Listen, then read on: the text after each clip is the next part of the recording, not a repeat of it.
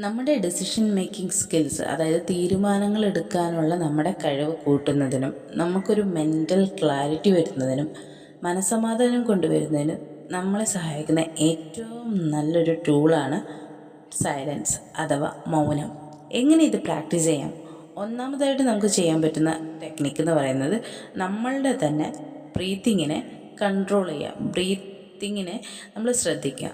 ഒരു 5 to 10 minutes സൈലൻ്റായിട്ട് ശാന്തമായിട്ടുള്ളൊരു സ്ഥലത്തിരുന്ന് നമ്മളുടെ തന്നെ ബ്രീത്തിങ്ങിനെ വീക്ഷിക്കാം. രണ്ടാമത് നമുക്ക് ചെയ്യാൻ പറ്റുന്നൊരു കാര്യം, ഏതെങ്കിലും ഒരു വസ്തു എടുത്തിട്ട്, പൂക്കളോ അല്ലെങ്കിൽ എന്തെങ്കിലും തരത്തിലുള്ള വസ്തു എടുത്തിട്ട് അതിൽ നമുക്ക് നോട്ട് ചെയ്യാൻ പറ്റുന്ന എല്ലാ കാര്യങ്ങളും, അതിൻ്റെ കളറായിക്കോട്ടെ, അതെങ്ങനെ രൂപകൽപ്പന ചെയ്തു, ഈ കാര്യങ്ങളൊക്കെ നമുക്ക് വീക്ഷിക്കാവുന്നുള്ളൂ.